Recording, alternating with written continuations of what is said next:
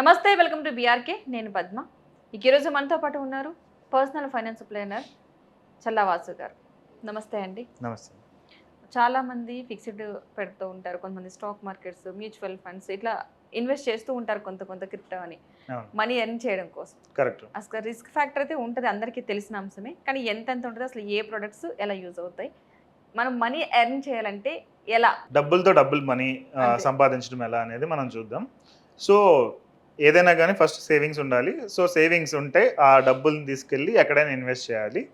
So, అది ఏమేం first products నేను మీకు ఎక్స్‌ప్లెయిన్ చేస్తాను. దాని తర్వాత మనం నెక్స్ట్ లెవెల్‌కి వెళ్దాం. సో, ప్రొడక్ట్స్ జనరల్‌గా ఈవెన్ మేము రికమెండ్ చేసే దానిలో కూడా list starts with the fixed deposit. Fixed deposit or savings account నుంచి స్టార్ట్ అవుతుంది. సేవింగ్స్ అకౌంట్, ఫిక్స్డ్ డిపాజిట్, దాని తర్వాత recurring deposit, fourth mutual funds, fifth stock market, sixth pre IPO, seventh startup investments, eighth franchisees కానీ బిజినెసెస్లో investments కానీ వస్తాయి. Ninth ఇంకా bank option properties ఈ టైప్లో ఉంటుంది. అండ్ రియల్ ఎస్టేట్ అనేది వన్, గోల్డ్ అనేది అనదర్.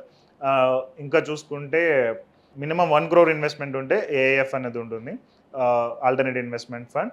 అండ్ 50 లక్షల మినిమం ఇన్వెస్ట్మెంట్ ఉంటే పోర్ట్ఫోలియో మేనేజ్మెంట్ సర్వీసెస్ అని ఇలా ఉంటాయన్నమాట. ఇంకా ఎక్స్ట్రీమ్ వెళ్తే ఇంకా డిఫరెంట్ ఉన్నాయి, మినిమం 2 crore 3 crore రిక్వైర్మెంట్ ఉంటాయి. సో వీటన్నిటిని చూసుకుంటే కనుక మేజర్గా సేవింగ్స్ అకౌంట్ అనేది మనకు తెలిసిందే, ఎప్పుడు కావాలంటే అప్పుడు తీసేయచ్చు. సో ఇక్కడ 3 ఫ్యాక్టర్స్ మీద డిపెండ్ అయి ఉంటుంది. ఒకటేంటంటే లిక్విడిటీ ఎలా ఉంది ప్రొడక్ట్లో అనేది, అంటే ఎప్పుడు కావాలంటే అప్పుడు విత్డ్రా చేయగలమా లేదా, ఇది ఒక ఫ్యాక్టర్ చూడొచ్చు. రెండవది రిటర్న్, ఎంత రిటర్న్ ఇస్తుంది ఈ ఫైనాన్షియల్ ప్రొడక్ట్ అనేది రెండో ఆప్షన్. మూడోది వచ్చేటప్పటికి how much securities or how much return it is, ఈ వీటి మీద డిపెండ్ అయి ఉంటుంది. ఓకే. సో సేవింగ్స్ అకౌంట్ అనేది మనకు ఆల్మోస్ట్ సేఫ్ కేటగిరీ, బ్యాంక్లో ఎప్పుడు కావాలంటే అప్పుడు తీయచ్చు. దానికి జనరల్గా 3% ఆర్ 2.75% రిటర్న్స్ ఇస్తుంది సంవత్సరానికి. ఓకే. సో మనం ₹1,00,000 సంవత్సరం ఉంచితే కనుక ఒక ₹3,000 దీని నుంచి రిటర్న్ రావచ్చు. ఇది ఎప్పుడు అంటే మనకి ఎప్పుడు కావాలంటే అప్పుడు విత్డ్రా చేయడానికి లిక్విడిటీ. దీన్ని దాటి కొంచెం వెళ్తే ఫిక్స్డ్ డిపాజిట్ అంటే వన్ టైం పెడతాం. అదే రికరింగ్ డిపాజిట్ అంటే మంత్లీ పెట్టుకుంటూ వెళ్ళేది రికరింగ్ డిపాజిట్లోకి వస్తుంది. దీనిలో కూడా మనం కావాలంటే ఫిక్స్డ్ చేయొచ్చు, like 1 year 2 years lock in చేయొచ్చు. లేదు అంటే ఎప్పుడు కావాలంటే అప్పుడు విత్డ్రా చేసే ఆప్షన్ కూడా కొన్నిటికి ఉంది. సో అది చేయొచ్చు. బట్ సేవింగ్స్కి దీనికి డిఫరెన్స్ ఏంటంటే దీనిలో ఒక 3% ఆర్ 4% ఎక్కువ రిటర్న్ వస్తుంది.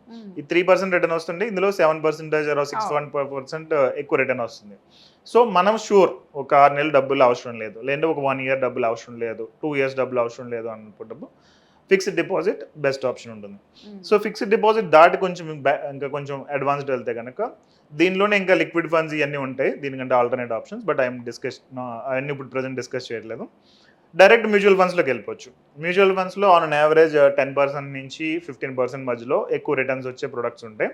బట్ ఏంటంటే కొంచెం లాంగ్ టర్మ్ వెళ్ళాలి, సేమ్ మనీ ఎక్కువ టైం ఇవ్వాలి. ఒక 5 years 7 years 10 years టైం ఇస్తే కనుక మ్యూచువల్ ఫండ్స్లో లార్జ్ క్యాప్ అనేది వచ్చేటప్పటికి 5 to 7 years 10 years దాకా పెట్టవచ్చు. ఇంకా నేను ఎక్కువ రిస్క్ తీసుకుంటానంటే మిడ్ క్యాప్ 7 years పైన చేయొచ్చు. అండ్ ఇంకా ఎక్కువ కావాలంటే 10 years పైన అయితే స్మాల్ క్యాప్, ఫ్లెక్సీ క్యాప్ వీటికి కూడా వెళ్ళొచ్చు. మ్యూచువల్ ఫండ్స్లో ఓన్లీ ప్రాబ్లం ఏంటంటే మనం 5 yearsకి పెట్టిన దాన్ని మధ్యలో తీసేస్తున్నాం అంటే లైక్ 1 yearకి 2 yearsకి తీసేయచ్చు. బట్ రిటర్న్స్ అనేది అంత ఎక్కువ రాకపోవచ్చు, కొన్నిసార్లు ఈవెన్ నెగిటివ్ కూడా వెళ్ళొచ్చు. బట్ ఫిక్స్డ్ డిపాజిట్లో మనకు ప్రాబ్లం లేదు, అయితే పాజిటివ్ ఉంటుంది, లేదంటే కొంచెం ఇంట్రెస్ట్ రేట్ తగ్గుద్ది అంతే. బట్ మ్యూచువల్ ఫండ్స్లో ఈవెన్ 10 లక్షలు పెడితే అది 9 లక్షలే రావచ్చు మధ్యలో తీసేస్తానంటే. సో మనం డెడికేటెడ్గా టైం ఇవ్వగలం, 5 to 10 years టైం ఇవ్వగలం అని అనుకున్నప్పుడు మ్యూచువల్ ఫండ్స్కి వెళ్ళడం బెటర్. సో నేను నా క్లయింట్ పోర్ట్ఫోలియో చెక్ చేస్తున్నప్పుడు ఏంటంటే మోస్ట్లీ 5 years దాటితే నెగిటివ్లోకి వెళ్ళదు, జనరల్గా 7 years దాటితే ఇంకా అసలు ఆల్మోస్ట్ సేఫ్ అన్నట్టు. మెజారిటీ పోర్ట్ఫోలియోస్ అసలు నెగిటివ్లోకి వెళ్ళవు. సో 7 years పెట్టుకుంటే అది బెస్ట్ ఉంటుంది. నెక్స్ట్ మ్యూచువల్ ఫండ్స్ దాటి ఇంకా కొంచెం నేను ఎక్కువ రిటర్న్ రావాలి, ఎక్కువ కావాలని అనుకుంటే స్టాక్ మార్కెట్లోకి వెళ్ళొచ్చు. సో స్టాక్ మార్కెట్లో ఏంటంటే 18%, ఈవెన్ 24%, ఈవెన్ 100% రిటర్న్ కూడా తెచ్చుకోవచ్చు.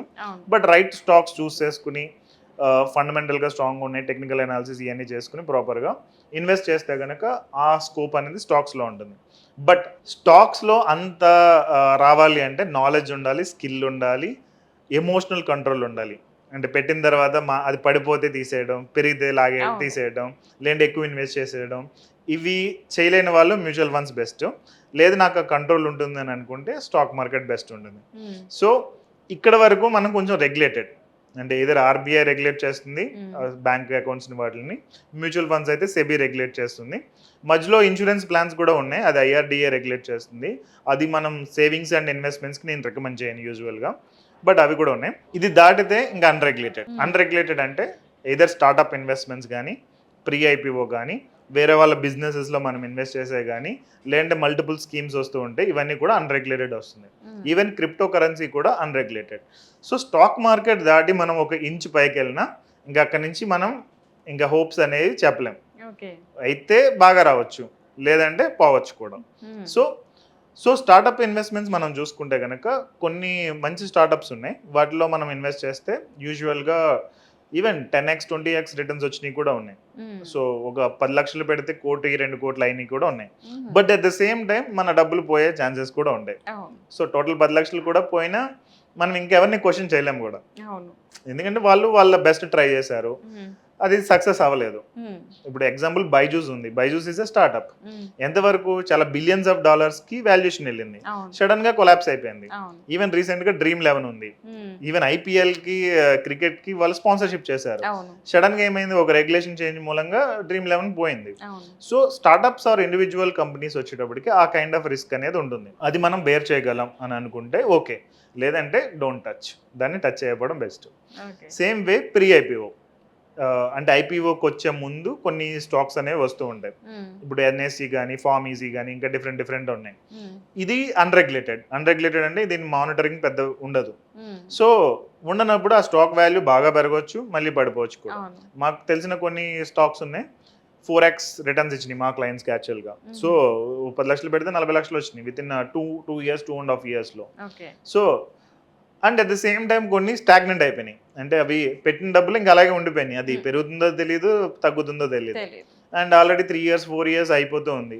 ఏదైనా న్యూస్ వచ్చి, లేదంటే ఏదైనా దానికి పాజిటివ్ మార్కెట్ వస్తే బాగా గ్రో అవుతుంది, లేదంటే ఇంకా అది స్టక్ అయినట్టు మనీ. కొన్నిసార్లు లూజ్ అయిపోవచ్చు, కంపెనీ క్లోజ్ అయిపోవచ్చు. సో కొన్ని కంపెనీస్ క్లోజ్ అవుతాయి కూడా. ఆ క్లోజ్ అయిపోయినప్పుడు ఇంక మనం ఏమేం చేయలేం, ఎందుకంటే మనం share holder in the company కాబట్టి. అది క్లోజ్ అయిపోతే దెన్ క్లోజ్ అయిపోయినట్టు. సో ఇది కూడా another segment pre IPO. And ఇంకెలాగే చాలా ఉంటాయి, లైక్ బ్యాంక్ ఆక్షన్ ప్రాపర్టీస్, నేను ఇందా చెప్పినట్టు. ఎవరైతే లోన్స్ ఆర్ క్రెడిట్ కార్డ్స్ కట్టలేదో వాళ్ళకి ఆ రిలేటెడ్ బ్యాక్ తీసేసుకుంటారు. క్రెడిట్ కార్డ్, ఈఎంఐ, లోన్స్ కట్టకపోతే బ్యాక్ తీసేసుకుని ఆప్షన్ పెడతారు. ఆప్షన్లో పెట్టే చాలా తక్కువ రేట్కి వస్తాయి. బట్ మన మిడిల్ క్లాస్ పీపుల్ అలాంటివి ప్రిఫర్ చేయకపోవడం బెటర్, ఎందుకంటే దానికి ఒక సెగ్మెంట్ ఆఫ్ ద పీపుల్ ఉన్నారు ఆల్రెడీ, వాళ్ళు చేసుకుంటూ ఉంటారు. సో తక్కువకి వచ్చేస్తుంది, ఎవడో ఏదో చెప్పాడని చెప్పి మనం వెళ్ళి కొంటే మనం దానిలో స్టక్ అయిపోతాం, ఎందుకంటే దానికి ఎక్స్పీరియన్స్ కావాలి, కొన్ని అమ్మే వాటిలో ఎక్స్పీరియన్స్ కావాలి. Bank auction properties. నెక్స్ట్ వచ్చేటప్పటికి పిఎంఎస్, పోర్ట్ఫోలియో మేనేజ్మెంట్ సర్వీసెస్. ఇది కొంచెం రెగ్యులేటెడ్ ఉంటుంది, అండర్ సెబీ కొంచెం రెగ్యులేషన్ ఉంటుంది పిఎంఎస్కి. ఇందులో ఏంటంటే స్టాక్స్ కొనడం, అమ్మడం ఒక ఫండ్ మేనేజర్ చేస్తూ ఉంటాడు. బట్ ఏంటంటే ఇది మినిమం ఒక 50 లక్షల ఇన్వెస్ట్మెంట్ ఉంటేనే చేయొచ్చు, లేదా అంటే చేయలేం. సో పిఎంఎస్ అనేది one of the good thing, but అందరికీ సూట్ కాదు. సో నా క్లయింట్స్లో అయితే హార్డ్లీ 2 మెంబర్స్కి ఇచ్చాము, అంటే వాళ్ళ మొత్తం ప్రొఫైల్ చెక్ చేసి ఓన్లీ 2 మెంబర్స్కి 3 మెంబర్స్కి ఇచ్చాను. మిగిలిన వాళ్ళకి ఇంకా ఎలిజిబిలిటీ క్రైటీరియా మీట్ అవ్వాలా, మీట్ అయిన తర్వాత వాళ్ళకి వస్తుంది అన్నమాట. సో అది ఒకటి. ఇంకా ఏఎఫ్ అని ఇంకోటి ఉంది. ఏఎఫ్లో ఏంటంటే మినిమం 1 crore ఉండాలి ఫండ్, ఇన్వెస్ట్మెంట్ 1 crore ఉండాలి. ఇవి ప్రీ ఐపీఓలో ఉండే వాటికి కానీ, స్టార్టప్స్కి కానీ ఇన్వెస్ట్మెంట్ వెళ్తుంది. సో ఇది బాగా హ్యూజ్ స్కోప్ ఉంది, 10x రిటర్న్స్ వచ్చే ఛాన్సెస్ ఉన్నాయి. సో ఈవెన్ రీసెంట్గా మేము ఒక ఫండ్ లాంచ్ చేసాము, ఏఎఫ్, మినిమం 1 crore ఉండేది. అండ్ కొంతమంది క్లయింట్స్ ఆల్రెడీ ఇన్వెస్ట్ చేస్తున్నారు. సో సేమ్ ఇది కూడా ఏంటంటే అంటే దీనిలో రిస్క్ ఉన్నా కానీ మనం ఒక 100 కంపెనీస్లో ఇన్వెస్ట్ చేస్తాం. లెట్స్ అస్యూమ్ ప్రీ ఐపీఓ సెగ్మెంట్లోనే ఒక కంపెనీలో ఇన్వెస్ట్ చేస్తే డబ్బులు పోతే మొత్తం పోయినట్టే. బట్ మనం ఒక 100 కంపెనీస్లో సమ్ పార్ట్ 5 lakhs అలాగే ఇన్వెస్ట్ చేసాం అనుకోండి, లేదంటే 2 lakhs 1 lakh ఇలా ఇన్వెస్ట్ చేసినప్పుడు, అంటే మల్టిపుల్ పీపుల్ టుగెదర్ ఒక 300 crore ఆర్ 500 crore ఇన్వెస్ట్ చేస్తాము మొత్తం కలిపి. ఒక 10 కంపెనీలు లేదా ఒక 20 కంపెనీలు మొత్తం పోయినా, మిగిలిన కంపెనీస్ బాగా రైజ్ అయినా, కొన్ని స్టాగ్నెంట్ అయిపోయినా, ఆన్ యావరేజ్గా రిటర్న్స్ చూసుకుంటే ఒక 3x 4x వచ్చే ఛాన్సెస్ ఉన్నాయి. అండ్ ఇంకా బెస్ట్గా పర్ఫామ్ చేస్తే 10x 20x కూడా వచ్చే ఛాన్సెస్ ఉన్నాయి. అంటే 10 లక్షలలో, అంటే ₹1 కోటి 10 కోట్లు అయ్యే ఛాన్స్ ఉంది, లేదా 20 కోట్లు అయ్యే ఛాన్స్ ఉంది. బట్ మనం పెట్టిన 1 crore అనేది తగ్గకుండా ఉండడానికి మల్టిపుల్ యావరేజెస్లో ఇన్వెస్ట్ చేస్తున్నాం కాబట్టి కొంచెం ప్రొటెక్టెడ్ ఉంటుంది. బట్ ఇది కూడా one of the best investment AIF అనేది. అండ్ ఇలా కాకుండా ఇంక మనకు తెలిసిన రియల్ ఎస్టేట్, గోల్డ్, సిల్వర్, ఇంకా బయట ₹2 వడ్డీకి, ₹3 వడ్డీకి ఇచ్చాయి, ఇవన్నీ కూడా ఇంకా డిఫరెంట్ ఫైనాన్షియల్ ప్రొడక్ట్స్ అని అనుకోవచ్చు. బట్ ఇట్ డిపెండ్స్ మనం ఏది ప్రిఫర్ చేస్తున్నాం ఏది అనేది ఒక సైనరియో. రెండోది మనకి ఏది సూట్ అవుతుంది అనేది కూడా చాలా ఇంపార్టెంట్. ఎగ్జాంపుల్ ఈ బ్లేజర్ ఉంది, 10,000కి 5,000కి వచ్చేది ఉంటుంది, ₹1,00,000 వచ్చే బ్లేజర్ కూడా ఉంటుంది. ఈవెన్ మీరు నాకు ₹1,00,000 బ్లేజర్ గిఫ్ట్ ఇచ్చారు, బట్ టైట్ అయిపోయింది నాకు, నేను వేసుకోలేను. సేమ్ వేలో ఫైనాన్షియల్ ప్రొడక్ట్ అనేది మనకి సూట్ కాని బెస్ట్ ప్రొడక్ట్ అయినా కానీ మనకి వేస్ట్. సో అది మనం సూటబిలిటీ చెక్ చేసుకోవడానికి యూజువల్గా ఫైనాన్షియల్ ప్లానర్ని మీట్ అవ్వాలి. ఫైనాన్షియల్ ప్లానర్కి అర్థమైపోతుంది మీ ప్రొఫైల్ని బట్టి ఏ ప్రోడక్ట్ సూట్ అవుతుంది, ఏ ప్రోడక్ట్ సూట్ కాదు అని. దాన్ని బట్టి మనం ఇన్వెస్ట్ చేయడం బెస్ట్ ఉంటుంది. థ్యాంక్ యూ అండి వాసు గారు, మంచి ఇన్ఫర్మేషన్ అయితే ఇచ్చారు. Thank you so much. Welcome అండి, థ్యాంక్ యూ సో మచ్.